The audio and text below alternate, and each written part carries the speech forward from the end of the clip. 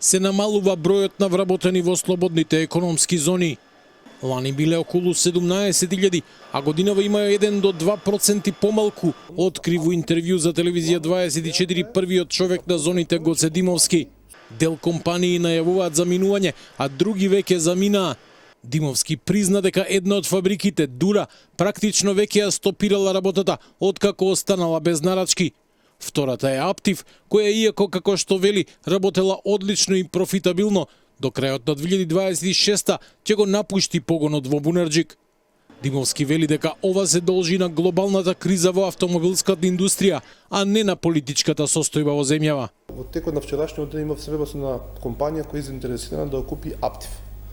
Така да, во однос на Аптив, планот, идејата е дека постојат повеќе компании согласно укажување на тие од Аптив менеджментот, а воено и она што јас сам сум сведок кој беа вчера една компанија сериозна што се заинтересирана за купи, да ги праша условите, да се најде купец за да може тако тој објект да продолжи со производство. Освен што повеќе од 500 работници ќе останат без работа, двете компании и должат на државата огромни пари од државната помош, откриле ревизорските извештаи.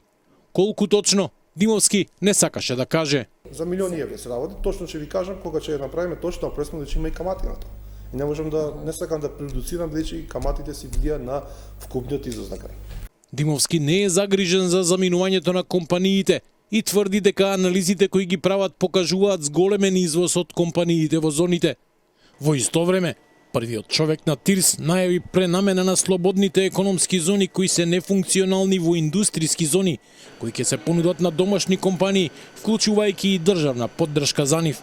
Вчера премиерот Мицкоски рече дека заминувањето на Дура и Аптив од земјава не е крај на светот и дека било нормално едни да заминуваат, други да доаѓаат.